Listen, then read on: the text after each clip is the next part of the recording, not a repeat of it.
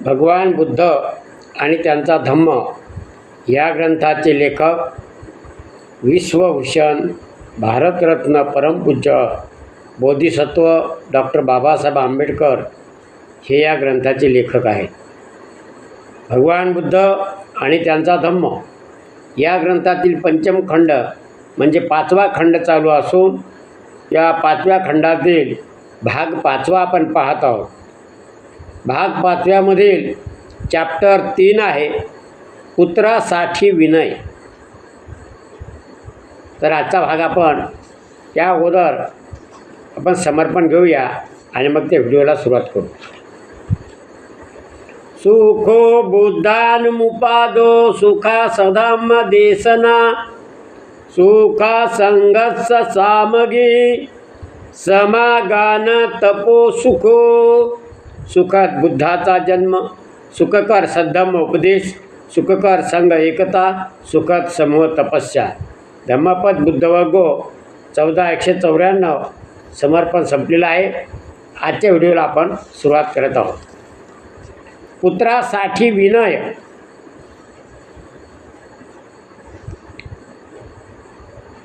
Chapter 3 आहे पुत्रांसाठी विनय.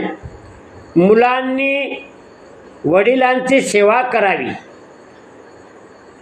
त्यांनी असा विचार मनात आणावा की माझ्या वडिलांनी माझे पालन पोषण केले आणि मी त्यांना पोसले पाहिजे. त्यांना जी कर्तव्य करावी लागली ती आता मी केली पाहिजेत. माझ्या कुळाची परंपरा मी चालवली पाहिजे आणि त्या परंपरेला जुळेल अशी योग्यता मी माझ्या अंगी आणली पाहिजे.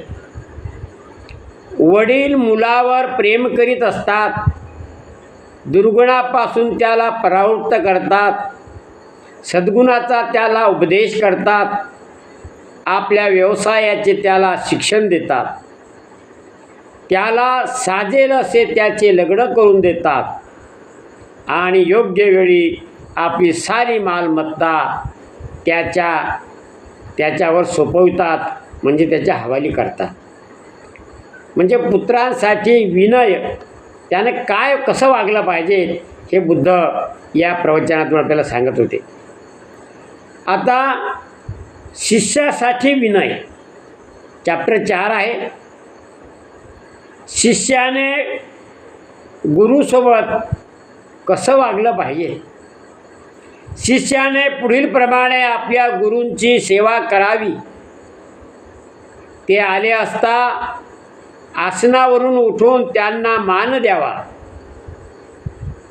त्यांना अभिवादन करावे, त्यांची सेवा करावी. ते शिकवतील ते उत्सुकतेने शिकावे. त्यांचे कोणते काम करावयाचे पडले तरी ते करावे आणि ते ध्यान अध्यापन करीत असता एकाग्र चित्ताने ते ग्रहण करावे. कारण गुरु शिष्यावर प्रेम करतात. जे त्यांना ज्ञान आहे ते त्या शिष्याला देतात. जे एकदा शिष्याने ग्रहण केले आहे ते त्याचे ज्ञान गुरु अध्यापनाने दृढ करतात.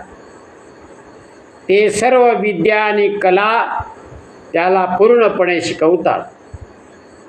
त्याचे मित्र आणि सोबत्याशी त्याच्या संबंधी चांगले बोलतात आणि ते सर्व तऱ्हेने त्याच्या रक्षणाची काळजी वाहतात. अशा प्रकारे शिष्यानं गुरुविषयी कशी भावना आपल्या मनामध्ये ठेवली पाहिजेत आणि मुलांनासुद्धा आपल्या आईवडिलाविषयी बुजुर्ग माणसाविषयी कशी भावना व्यक्त केली पाहिजेत, त्यांनी कोणते नियम पाळले पाहिजे, विनय नम्रता कशी असली पाहिजेत, हे बुद्धाने आपल्याला या भागामध्ये सांगितलेलं आहे. आता चॅप्टर 5 आहे पती पत्नीसाठी विनय. पती पत्नीसाठी विना म्हणजे दोघा नवरा बायको पत्नीनं पतीसोबत कसं वागायचं आणि पतीनं सुद्धा पतीसोबत पत्नीसोबत कसं वागलं पाहिजे, खूप महत्त्वाचं तत्त्वज्ञान आहे आणि कोण्या जाती धर्मासाठी नसून प्रत्येक माणसाच्या जीवनात उपयोगी पडणारं ज्ञान आहे. म्हणून काळजीपूर्वक ऐकलं पाहिजेत आपण आणि आचरण करण्याचा प्रयत्न केला पाहिजे. पतीने आपल्या पत्नीचा सन्मान राखून आदरभाव प्रदर्शित करून ती जशी एकनिष्ठेने वागून तिला सत्ता देऊन तिला लागणारे दागदागिने पुरवून तिची सेवा करावी.